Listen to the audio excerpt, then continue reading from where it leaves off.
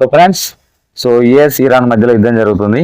So ఈ యుద్ధం ప్రభావం మనపైన ఎట్లుండబోతుంది, సో ఈ 2 నెలల సమయంలో మనం ఎట్లా అప్రమత్తంగా ఉండాలి, మన ఖర్చులు ఎట్లా తగ్గించుకోవాలనో ఈ వీడియోలో మనం అయితే డిస్కస్ అయితే చేద్దాం ఫ్రెండ్స్. ఇంపాక్ట్ ఉండేటటువంటి అవకాశం అయితే ఉన్నది ఫ్రెండ్స్.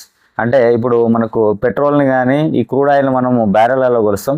సో $77 ఉన్నటువంటి $77 ఉన్నటువంటి క్రూడ్ ఆయిల్ ధరలు అనేవి పెరుగుతూ ఉన్నాయి కాబట్టి సో మనకు పెట్రోల్ అండ్ డీజిల్ ధరలు పెరిగేటటువంటి అవకాశం అయితే ఉన్నది ఫ్రెండ్స్. సో దీన్ని దృష్టిలో పెట్టుకొని అయితే మనం అయితే ప్లానింగ్ అయితే చేసుకోవాలి. నెక్స్ట్ ఇంకోటి ఏంటంటే ఎయిర్ ట్రావెల్. సో ఆ దేశాలకు మనం పర్యటన వెళ్ళేటటువంటి అవకాశం లేదు కాబట్టి తర్వాత ఫ్లైట్స్ అన్ని క్యాన్సిల్ అయ్యేటటువంటి అవకాశం అయితే ఉన్నది. సో దీని మీద ఎయిర్లైన్స్ మీద ఎఫెక్ట్ పడేటటువంటి అవకాశం అయితే ఉన్నది కాబట్టి సో యుద్ధం సమయంలో ఎయిర్లైన్స్ అనేవి అంత ప్రాఫిట్స్ కూడా చేయవు. నెక్స్ట్ ఇంకోటి ఏంటంటే గ్రాసరీస్. సో కొన్ని గ్రాసరీస్ పెరిగేటటువంటి అవకాశం అయితే ఉన్నది ఫ్రెండ్స్. ముఖ్యంగా బిస్కెట్ల ధరలు, దాని తర్వాత డిటర్జెంట్స్, సోప్స్, దాని తర్వాత టూత్పేస్ట్లు, ఇవన్నీ మనకు క్రూడ్ ఆయిల్ నుంచే తయారవుతాయి కాబట్టి వాటి ముడి సరుకుల ధరలు పెరిగినప్పుడు సో ఇది డెఫినెట్గా వీటి ధరలు కూడా పెరిగేటటువంటి అవకాశం అయితే ఉన్నది ఫ్రెండ్స్. అటువంటి సమయంలో బంగారం ధరలు విపరీతంగా 2 లక్షలు కూడా టచ్ అయితే అవ్వచ్చు.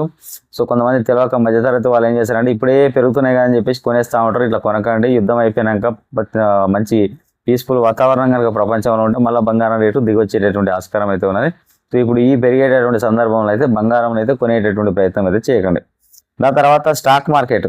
సో ఎక్కడ ఏ యుద్ధం జరిగినా కానీ స్టాక్ మార్కెట్ అనేది అంటే ప్రపంచం అనేది ప్రశాంతంగా ఉంటే స్టాక్ మార్కెట్ పెరుగుతుంది ఫ్రెండ్స్. సో ఎక్కడైనా అల్లకల్లోనే జరిగింది అనుకో స్టాక్ మార్కెట్లో ఉన్నటువంటి స్టాక్స్ అనేవి తగ్గుతాయి. అందుకని ఇదే స్టాక్ మార్కెట్లో మనం ఇన్వెస్ట్మెంట్ చేయడానికి రైట్ టైం. సో మీ దగ్గర డబ్బులు ఉంటే కొద్ది మొత్తంలో ఇన్వెస్ట్మెంట్ చేసుకుంటూ ముందుకైతే వెళ్ళండి ఫ్రెండ్స్. కంపెనీలు కొంచెం ప్రీమియమ్స్ కూడా పెంచేటటువంటి అవకాశం అయితే ఉన్నది. దాని తర్వాత ఫెర్టిలైజర్స్.